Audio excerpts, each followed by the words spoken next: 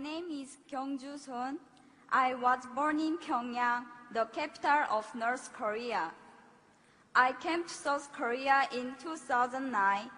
I am 18 years old and I am currently in my second year of high school. I was the only child of a very wealthy family. My father was an assistant of Kim Jong-il, who is the leader of North Korea.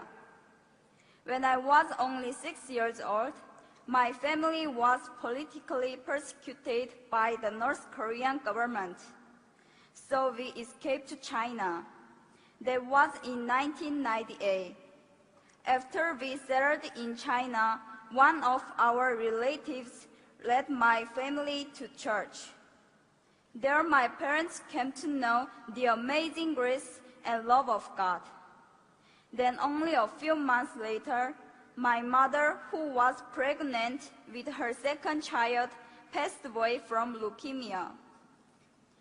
Yet in the midst of this family tragedy, my father started a Bible study with missionaries from South Korea and America. It was his missionary to North Korea. But suddenly in 2001, he was reported and arrested by the Chinese police and was sent back to North Korea, where he was sentenced to prison. He was forced to leave me behind, but the 3 years he served in prison only made my father's faith stronger. He cried out to God more desperately rather than to complain or blame him. When he was released from prison, he returned to China. We were reunited briefly. It was then that he started to gather Bibles. Not long after, he decided to return to North Korea to share Christ's message of life and hope among the hopeless people of his homeland. He chose not to go to South Korea, where he could have enjoyed religious freedom. Instead, he chose to return to North Korea to share the love of God in a dangerous land. It breaks my heart to tell you that in 2006, his work was discovered by the North Korean government and he was again imprisoned. I have heard no word from my father nor about him ever since. In all probability, he has been shot to death in public on charges of treason and espionage, as is so often the case for persecuted Christians in North Korea. When my father was arrested the first time in 2001 and was forced to leave me and return to North Korea, I was not yet a Christian. That's when I was adopted by a young Chinese pastor's family. They showed me great love and care. Through them, God protected me. But the pastor and his wife had to go to America in 2007.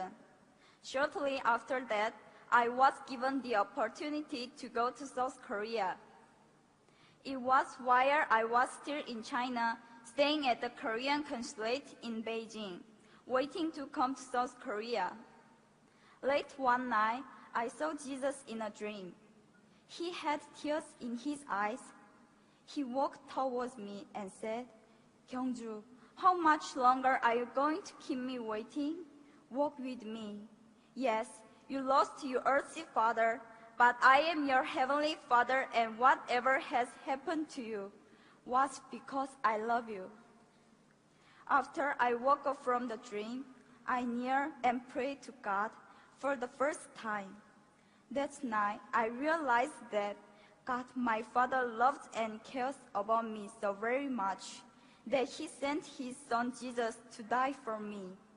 I prayed, "God, here I am. I just lay down everything and give you my heart, my soul, my mind, and my strength. Please use me as you will." Now, God has placed deep in my heart a great love for North Korea. just as my father was used there for God's kingdom. I now desire to be obedient to God.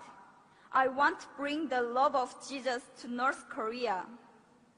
I look back over my short life and I see God's hand everywhere. 6 years in North Korea, 11 years in China, and the time of being here in South Korea. Everything I suffered, all the sadness and grief, everything that I experienced and learned, I was to give it all to God and use my life for His kingdom. I hope to honor my Father and to bring glory to my Heavenly Father by serving God with my whole heart. Currently, I am working hard to get into university to study political science and diplomacy. Then, I want to work for the rights of the people of North Korea, whose rights have been taken away. I believe God's heart cries out for the lost people of North Korea. I humbly ask you, my brothers and sisters here in this place, to have the same heart of God. Please pray that the same light of God's grace and mercy that reaches my father and my mother and know me will one day soon dawn upon the people of North Korea. My people, thank you.